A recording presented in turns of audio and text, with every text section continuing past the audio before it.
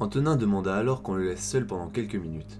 Il avait besoin de comprendre certaines choses, notamment ce cauchemar assez violent, qui ressemblait plus à une vision. Puis il demanda à ses amis de revenir pour leur expliquer la situation.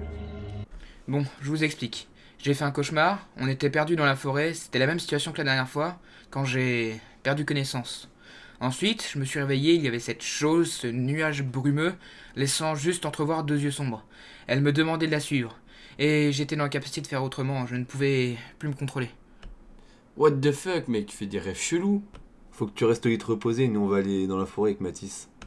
Ouais, mais enfin, à deux, dans une forêt où je me suis fait agresser, je trouve pas que ce soit la meilleure des idées, hein. Ouais, mais comme ça, si on tombe sur celui qui t'a fait ça, on le défonce, mec.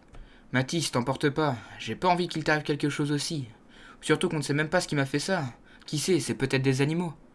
Ouais, j'y pensais pas avant, mais en vrai, s'ils sont plusieurs, c'est pas ouf qu'on y retourne, c'est pire. Je suis d'accord avec Antonin, aujourd'hui on reste tous les trois à la maison. Non, puis en plus demain, je serai sûrement remis sur pied, mon état il s'est déjà bien amélioré. Enfin, c'est pas pressé, hein. Prends ton temps. T'en fais pas, je sais ce que je fais.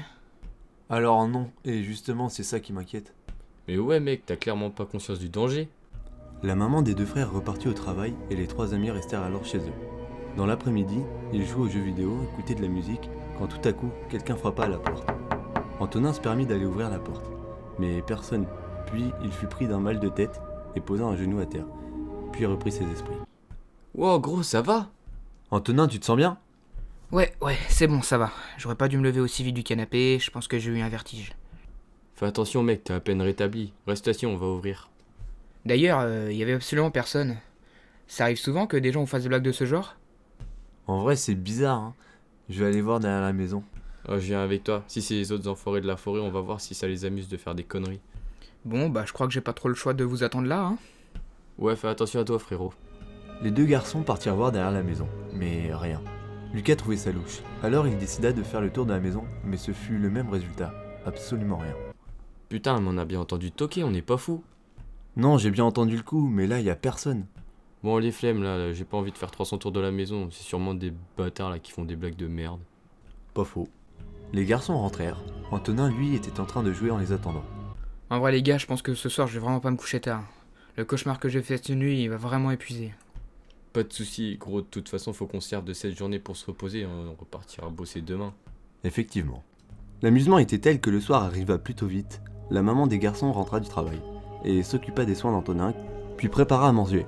Les garçons racontèrent ce qui s'est passé dans la journée, et la mère trouva assez louche et hésita à appeler la police pour les avertir que des gens s'amusaient à rôder autour de la maison pour faire des blagues. N'empêche, l'enchaînement des événements il est assez louche. Ce qui m'arrive dans la forêt et puis ensuite des tocards qui viennent s'amuser à faire des blagues autour de la maison, c'est vraiment super chelou.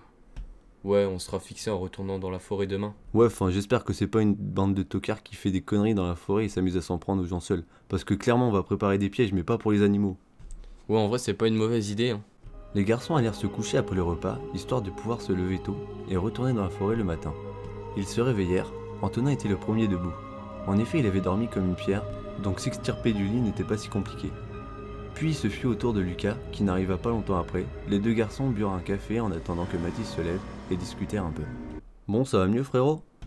Eh bah écoute, je sais pas pourquoi, mais aujourd'hui je pète la forme, donc ouais, je suis prêt. Tant mieux, j'espère vraiment que cette fois-ci la journée va bien se passer, parce que j'ai clairement peur d'aller retourner dans la forêt. Et moi donc, t'imagines même pas la boule au ventre que j'ai. Mathis rejoint ses deux compères et déjeuna à son tour. Bon, vous êtes chaud pour la journée? Parce que moi, oui. Par contre, Antonin n'y va pas trop fort dès le premier jour, hein. T'en fais pas, je vais faire attention. Les garçons prirent la route en direction de la forêt.